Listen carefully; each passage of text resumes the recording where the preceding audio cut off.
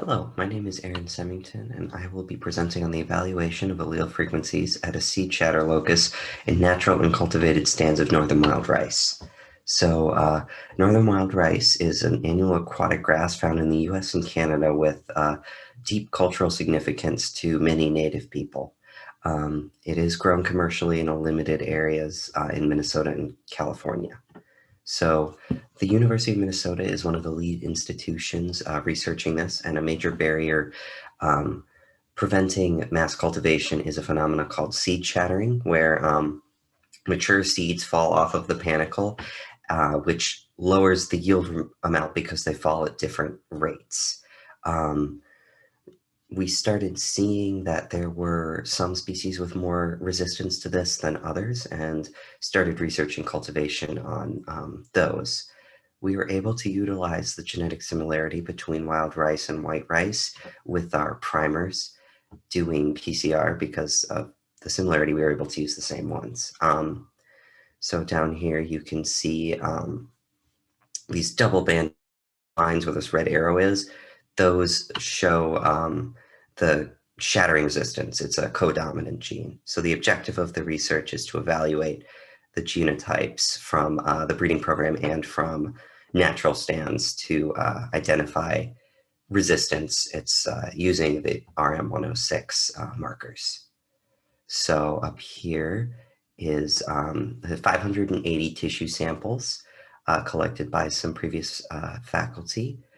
You can see here the just the locations and just what was exactly collected. Once these samples were collected, the tissue was freeze-dried and then pulverized, and then stored in a freezer as the DNA was extracted. Then where I came in was I was able to perform PCR and amplification on these collected samples using these primers down here.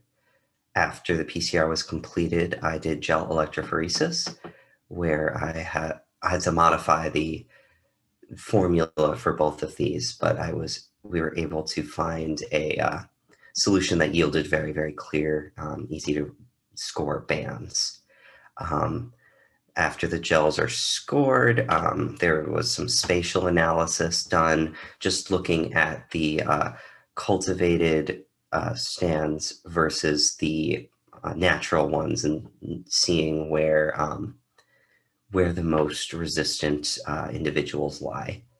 So then these results are ongoing because scoring takes a long time, but we have genotyped all the natural wild rice samples. And then we have seen that the